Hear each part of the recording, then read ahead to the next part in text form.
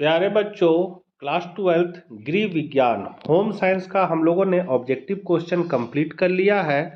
Subjective question में set 1 का भी हम लोगों ने कंप्लीट कर लिया है। ये सेट 2 सब्जेक्टिव क्वेश्चन है जो आपके लिए परीक्षा उपयोगी है। चैनल पर पहली बार है तो जरूर सब्सक्राइब कर ले, क्योंकि सभी विषयों की जानकारी आपको इस चैनल के माध्यम से समय समय पर मिलती रहेगी। तो चलिए हम लोग आज कुछ नया सीखते हैं। डिप्थीरिया रोग क्या है? तो डिप्थीरिया अत्यंत भयंकर संक्रामक रोग है जो कोरिनेबैक्टीरियम टिपिगिन नामक जीवाणु के कारण होता है। यह जीवाणु शरीर में परनों करके गले में पनपते हैं और बच्चे में रोग के लक्षण उत्पन्न करते हैं। उपभोक्ता संरक्षण क्या है? तो उपभोक्ता अपने हितों की रक्षा जिन तरीकों से कर सकता है उसे ही उपभोक्ता संरक्षण कहते हैं। उपभोक्ता संरक्षण का अर्थ है उपभोक्ता के हितों की रक्षा। उपभोक्ता संरक्षण के लिए 1986 में उपभोक्ता संरक्षण अधिनियम बनाया गया। उपभोक्ता अपने अधिकारों के प्रति जागृत हो, इसके लिए कई सरकारी तथा गैर सरकारी संस्थाएं कार्यरत है। प्रदूषण क्या है? तो पर्यावरण में दूषक पदार्थों के प्रवेश होने से अवांछनीय परिवर्तन होता है, जिससे जीव जगत पर प्रतिकूल प्रभाव पड़ता है, प्रदूषण कहलाता है। प्राथमिक रंग क्या है? तो लाल, पीला एवं नीला, ये 3 प्राथमिक रंग है। इन्हीं रंगों के सम्मिश्रण से विविध प्रकार के रंग बनते हैं। द्वितीयक, मध्यवर्ती, तृतीय एवं चतुर्थ श्रेणी के रंग सभी का निर्माण इन्हीं तीनों रंगों के मिलने से होता है, परंतु इन तीनों प्राथमिक रंग ऐसे होते हैं जिन्हें किसी अन्य रंग से नहीं प्राप्त किया जा सकता। बचत खाता क्या है? तो बचत खाते में बैंक जमा धारक को चेकबुक तथा पासबुक प्रदान करती है। इसे अकेले या 2 व्यक्ति संयुक्त रूप से खोल सकते हैं। बैंक निश्चित दर पर जमा राशि पर ब्याज देती है। सैलरी अकाउंट इसी प्रकार के खाते के अंतर्गत आता है। यह खाता साधारण स्थिति वाले व्यक्ति के लिए सुलभ और लाभदायक है। अस्थायी दांत क्या है? तो दांतों का निर्माण मसूड़ों में गर्भावस्था में ही शुरू हो जाता है। जन्म के पश्चात 6 महीने से दांत निकलने शुरू हो जाते हैं और 2 वर्ष तक सभी अस्थायी दांत निकल आते हैं। यह दांत अस्थायी होते हैं और इनकी संख्या 20 होती है। ऑब्जेक्टिव में क्वेश्चन आता है बच्चों। विज्ञापन क्या है? तो विज्ञापन द्वारा विक्रेता का उत्पादन कंपनी उपभोक्ता को अपने माल की सूचना देने और बिक्री बढ़ाने के उद्देश्य से इसका सहारा लेते हैं। विज्ञापन का अच्छा असर उपभोक्ताओं पर पड़ता है, खास तौर से जबकि विज्ञापन देखने में अच्छे सचित्र और अच्छे शब्दों या नारों के रूप में हो। निर्माताओं का यह फर्ज बनता है कि वे अपने माल की बिक्री बढ़ाने के उद्देश्य से झूठा और भ्रामक प्रचार न करें। लघु उत्तरीय प्रश्न है, स्तनपान क्या है? यह शिशुओं के लिए आवश्यक क्यों है? तो संसार में आने के बाद शिशु के पोषण के लिए आहार के रूप में माँ का दूध सर्वोत्तम माना जाता है। जन्म के बाद दूध ही शिशु का आहार होता है।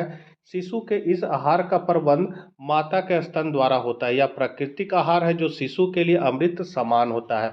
माता द्वारा अपने शिशुओं के स्तनों से दूध पिलाने की क्रिया स्तनपान कहलाती है। स्तनपान शिशुओं को कई कारणों से आवश्यक। पहला, माता के स्तनों से निकला पहला पीला गाढ़ा दूध, जिसे कोलेस्ट्रॉल कहते हैं, शिशुओं को रोगों से लड़ने की क्षमता प्रदान करता है। दूसरा, शिशु के लिए सर्वाधिक पौष्टिक और संतुलित आहार है। तीसरा, शिशु के लिए सर्वाधिक पाचक तंत्र के अनुकूल है। फिर है दूषण रहित है। पांचवा है उचित तापक्रम पर उपलब्ध है। फिर आपका मिलावट रहित है, सुरक्षित और आसानी से उपलब्ध है और आर्थिक दृष्टि से लाभप्रद है। चेक कितने प्रकार के होते हैं? तो चेक 3 प्रकार के होते हैं। पहला, वाहक क्षेत्र। इस चेक में प्राप्तकर्ता के सम्मुख अथवा वाहक लिखा होता है। इस चेक से राशि कोई भी व्यक्ति प्राप्त कर सकता है। आदेशक चेक, इस चेक पर अथवा वाहक चेक काटकर अथवा आदेशक लिख दिया जाता है। यह चेक का भुगतान उसी व्यक्ति को किया जाता है जिसके नाम पर वह चेक हो। रेखांकित चेक, मतलब इस चेक के बाईं ओर के ऊपरी सिरे में 2 तिरछी समांतर रेखाएं खींच दी जाती है। इस चेक द्वारा राशि एक खाते से दूसरे खाते ही हस्तांतरित होते हैं। रेडीमेड कपड़े क्यों लोकप्रिय होते जा रहे हैं? तो आज के व्यस्त जीवन में सभी के पास समय का अभाव रहता है, इसलिए रेडीमेड वस्त्रों की लोकप्रियता दिनों दिन बढ़ती जा रही है। इसकी लोकप्रियता के कई कारण। पहला, समय की बचत। तो रेडीमेड वस्त्र खरीदने के लिए एक ही बार बाजार जाने की आवश्यकता पड़ती है। इसमें व्यक्ति को अपनी रुचि के अनुसार भी वस्त्र मिल जाते, फलस्वरूप समय की बचत होती है। पैसों की बचत, तो रेडीमेड वस्त्र अच्छे डिजाइन एवं न्यूनतम फैशन के मिल जाते हैं। रेडीमेड वस्त्रों की कंपनी के पास अपने डिजाइनर होते हैं। रेडीमेड वस्त्रों के ग्राहक को डिजाइन कपड़े सस्ते पड़ते हैं। उपयोग में आसान, तो रेडीमेड कपड़े पहनने, धोने एवं रखने में आसान होते हैं। अगला है व्यक्तिगत स्वच्छता से आप क्या समझते हैं।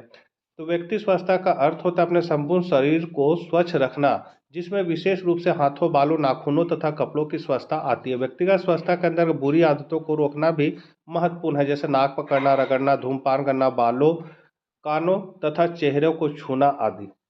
पूरक आहार कितने प्रकार का होता है, तो यह 3 प्रकार का। तरल तरल आहार जिसमें दूध, जूस, चावल का पानी, दाल का पानी, सब्जियों का सूप आदि इसके अंतर्गत आते हैं। अर्ध तरल मतलब पतली खिचड़ी, दलिया, किरनी आदि। ठोस आहार में समान आहार इसके अंतर्गत आता है। 13 है भारतीय मानक ब्यूरो क्या है। तो भारतीय मानक ब्यूरो जो है एस ISI एक्ट को 1986 में संसद द्वारा पास किया गया था। यह मार्क कई पदार्थों को दिया जाता है, जैसे वनस्पति cement, LPG stove, pressure cooker, बिजली के उपकरण आदि। इस संस्था का कार्य कारखानों से बने पदार्थों एवं उपकरणों के लिए नियमित गुणवत्ता स्तर प्रदान करना है। गृह विज्ञान का महत्व क्या है।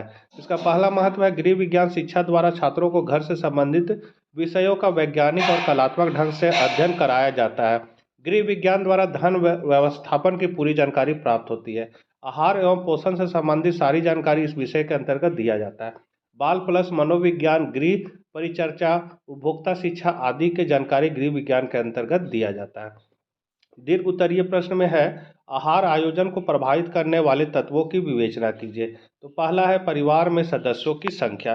परिवार में उपस्थित सदस्यों की संख्या आहार आयोजन को प्रभावित करती है। सदस्यों की संख्या के अनुसार भोज्य पदार्थ की मात्रा का अनुमान लगाया जाता है। दूसरा, आयु। पोषण संबंधी आवश्यकता आयु पर निर्भर करती है। एक परिवार में विभिन्न आयु वर्ग के लोग रहते हैं, जैसे बच्चे, किशोर, प्रौढ़ और वृद्ध। इन सभी की पोषण संबंधी आवश्यकता एक दूसरे से भिन्न है। लिंग। स्त्री तथा पुरुष की पोषण संबंधी आवश्यकताओं में अंतर होता है। शारीरिक आकार के अनुसार पोषण आवश्यकता भिन्न भिन्न होते हैं। लंबे चौड़े व्यक्तियों को दुर्लभ पतले व्यक्तियों की अपेक्षा अधिक पौष्टिक तत्वों की आवश्यकता होती है। पेशा या व्यवसाय। अधिक श्रम करने वाले और कम श्रम करने वाले तथा शारीरिक श्रम करने वाले एवं मानसिक श्रम करने वाले, इन सभी की पोषण संबंधी आवश्यकता एक दूसरे से भिन्न होगी। इसलिए आहार आयोजन करते समय इसे ध्यान में रखना जरूरी है। धर्म। कुछ धर्मों में मांसाहार वर्जित होता है। इन सभी बातों का भी ध्यान आहार आयोजन करते समय रखना जरूरी है। जलवायु एवं मौसम। भोजन मौसम तथा जलवायु को ध्यान में रखकर आयोजित करना चाहिए, क्योंकि शारीरिक आवश्यकताएं भी मौसम के अनुसार बदलती रहती है। खाद्य उपलब्धता। तो स्थानीय बाजार में उपलब्ध खाद्य पदार्थों को देखते हुए आहार आयोजन करना चाहिए। अगला है जल की भूमिका एवं महत्ता की चर्चा करें। तो इसका महत्व है कि मनुष्य के शरीर में 2/3 जल है। जल आवश्यक पोषक तत्व है जो शरीर की प्रत्येक क्रिया में शामिल होता है। जल रक्त को द्रव रूप में रखता है, जिसके द्वारा पूरे शरीर को पोषण मिलता है। यह पानी या शरीर के उचित ताप को बनाए रखने के लिए आवश्यक है। यह पसीना, श्वास, मूत्र आदि के रूप में शरीर के विषैले तत्वों को शरीर के बाहर निकालकर शरीर को स्वस्थ रखता है। अब इसकी भूमिका क्या है। तो मुंह में लार जल से ही बनती है, जो भोजन निगलने में सहायता करती है। जल सभी पाचन, अवशोषण और उत्सर्जन क्रियाओं के लिए आवश्यक है। पानी में घुलनशील विटामिनों की उपयोगिता के लिए आवश्यक है। फिर जल एक ऐसा स्नेहक है जिससे जोड़ों में गतिशीलता बनी रहती है। पाचक रसों को बनाने में सहायक है। घर में खाद्य स्वच्छता को प्रभावित करने वाले कारक कौन है। तो पहला है आपका भोजन खरीदते समय स्वच्छता। इसका डिटेल देख लीजिएगा बच्चों। दूसरा है घरेलू संग्रह एवं संरक्षण में स्वच्छता। तीसरा है रसोई घर में स्वच्छता। चौथा है भोजन पकाते समय स्वच्छता। पके हुए भोजन की स्वच्छता। परोसते समय स्वच्छता। बर्तनों की स्वच्छता।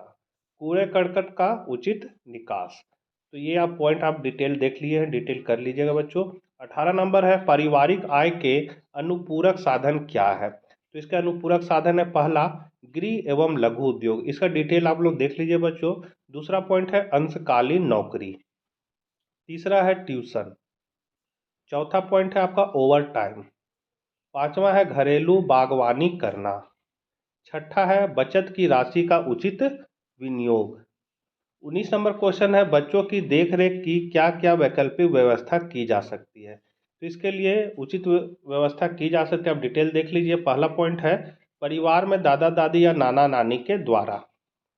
फिर है भाई बहन के द्वारा। फिर है अन्य संस्थाएं।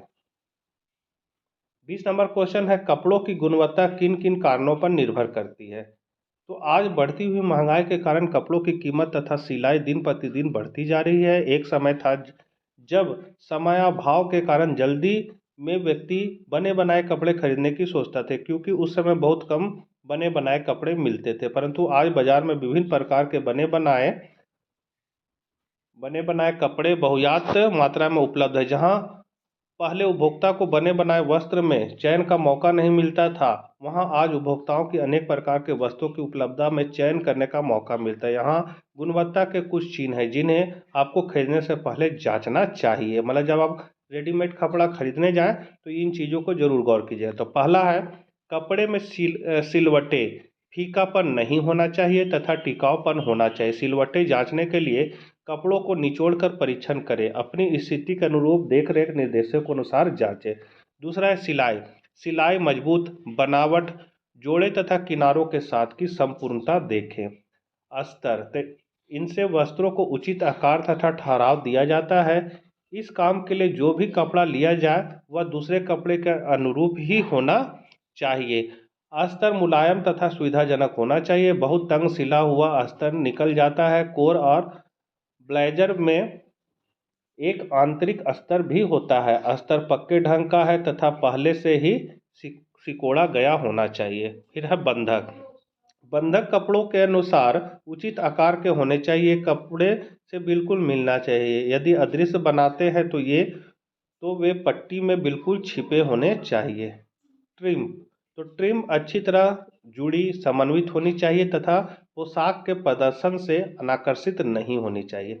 फिर है ब्रांड के नाम। तो परिचित अच्छी तरह स्थापित कंपनी के लेबल विशुद्ध गुणवत्ता निर्देशित ना कर सके, किंतु इस बात की गारंटी ले सकते हैं कि यदि कपड़े में कोई समस्या आती है तो कंपनी समाधान करेगी। तो इन सब बातों को गौर करना चाहिए। तो बच्चों, ये थे सेट 2 गृह विज्ञान के सब्जेक्टिव क्वेश्चन। ऑब्जेक्टिव मैंने करा दिया है, जो ऊपर आई बटन पर या डिस्क्रिप्शन में या वीडियो के लास्ट में आपको मिल जाएगा। और नहीं मिलता है तो चैनल के प्लेलिस्ट में जाके भी आप इसको देख सकते हैं। तो मिलते हैं नेक्स्ट वीडियो साथ, तब तक आज्ञा दीजिए। जय हिंद, जय भारत।